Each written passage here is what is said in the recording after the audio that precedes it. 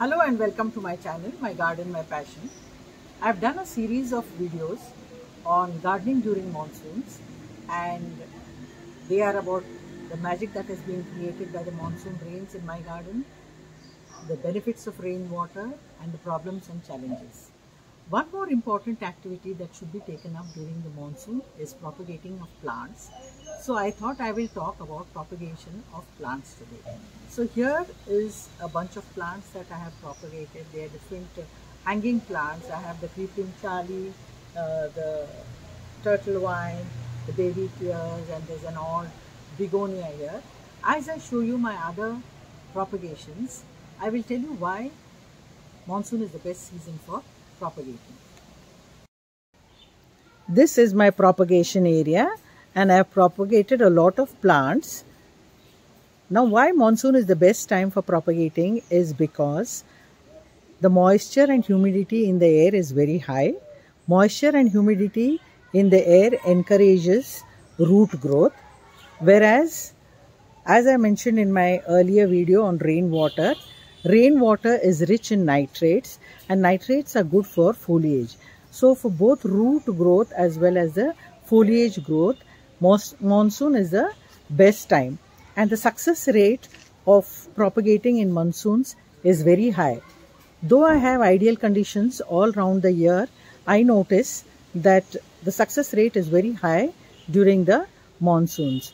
And now, as I am shooting this video, a little bit of sunlight has come, and so there's a balance between moisture and sunlight, the rainy days as well as the sun that peeps in between. So this is the ideal time for propagating the plants. Another important reason why we propagate plants in monsoon is that it is during this time we repot our plants. We repot the plants when they become pot bound. So here you can see I have 2 pots of aglaonemas which are pot bound and need to be repotted. When you repot, you get excess plants and you can multiply those plants. In addition to this, we have these wooded plants or shrubs like the croton I have here, and the croton has grown out of proportion. It needs a little bit of trimming to neaten it. It's also in the way while walking up the steps. So when I trim this plant, I will get lots of cuttings, and those cuttings can be used for propagating. So these are the reasons why we need to propagate. But today I thought I will talk about propagating the pothos or the money plants, the philodendrons, and the monstera.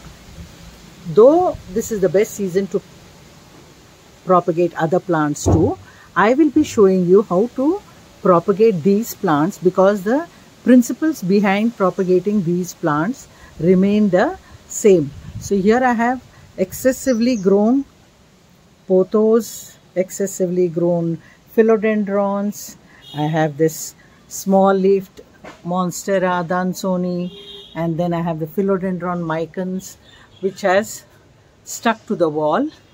Here I have the philodendron hederaceum Brazil. So there are a lot of these plants which need to be trimmed. This was a shelf I created in 2020 and it now needs to be revamped, and I thought this is the best way to do it is by propagating all these plants, specifically the pothos. I also have this satin potho. So now we'll go about propagating these plants. I will show you how to propagate specifically these 3 group of plants. So here are some pothos, philodendrons, variety of philodendrons are there, and the monstera, the large leaf as well as the small leaf monstera. All these plants can be grown in 3 ways. You can grow them only in water, you can root them in coco peat, or you can grow it directly in the soil. In my earlier shot, I have shown you how I have used the moss stick and directly planted the plants in the soil. So what you have to remember during planting of these three types of plants is that every philodendron or a pothos or the monstera will have these nodes. At every leaf, you see there is a node here.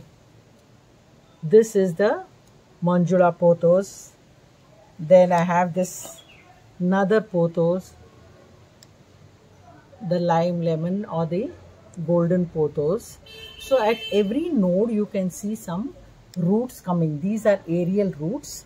We'll talk about the aerial roots some other time. But this is the place or the joint from when the roots will come out. So when you want to do your propagation, you must have at least one node in your cutting. So here is the cutting with a node. So you can cut as many as you want like this and then place them in water like I have done here. See, you can see I placed them in water a few days back and you can see the fresh roots also coming here. So you can root them in water. You can plant them directly in the soil. Here is a philodendron. Just to show you, I'll show you. So here there is a root and there is a leaf. One leaf will be necessary for photosynthesis and for the root to grow. So you can take one piece like this and put it in the soil. And if you want quick rooting, you can have them in coco peat too. So here I have this monstera in water. If I want quick rooting, just look at this also how it is. So you can take this and put it in coco peat. So coco peat is the best medium for rooting for your plants, but I don't suggest using coco peat for growing. It is good for germination as well as for rooting, but if you use coco peat in your potting soil, as many people do, it does hold moisture, but you have to be very careful about your watering. And then sometimes you may have only this part. So when you have a leafless one, part of the stem, see here you can see again there are some nodes here. So you can just place this one like this in the coco peat, and wherever there is a node, the new shoots will come out. So here is the philodendron micans, and when you use water, sometimes you feel that they are falling off. So you can use leca balls too to hold them in place. Here I have used this leca balls for the philodendron micans, and you can see how good the rooting is. Either you can continue to grow these plants in water and decorate your houses, or else you can take this and make new plants. You can have them in the pot or you can have them over the moss sticks. So here is another philodendron, the large leaf philodendron, which I had taken from my bigger plant, and I can just place it in water here. I can place it here in water, or I can grow it directly in the soil. I will of course need a bigger pot for this, or just put it in coco peat for some time so that it gets new root growth, and that can be planted again either on another big tree towards a wall like I have it here. It is stuck to the wall. So then it starts drawing nutrition from the air. Though there is a pot here, it can survive there because it gets support from the wall to stick, as well as it can draw nutrition from the air. So this is the basic principle of growing philodendrons, where you require a node, philodendrons, pothos and monsteras. I showed you both these monsteras, the small leaf as well as the large leaf monstera, a variety of philodendrons and a variety of pothos. Some other day I can show you specifically what each of the philodendrons are called and what each of the pothos are called. There are no specific ways of growing based on the varieties or the species. The principles will remain the same. Each plant has to have a node and that node should grow. And while I am talking here, it has again started raining and it's a good sign. I had sun in between. So I hope you like this video and my tips for growing of pothos, philodendrons and monsteras was helpful to you. Do watch my other videos too on the monsoon series and look forward to propagation of other plants. There are different methods of planting for different types of plants. So happy gardening.